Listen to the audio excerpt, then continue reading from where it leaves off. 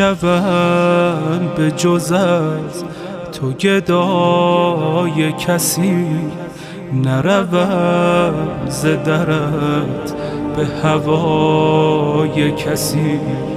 تو و نوحه و قلب به عزای حسین، به فدای تو و به فدای حسین، به فدای حسین. همه جای مسیرم از این و از آن، ز تو پرسم و جویم عیان و نهان.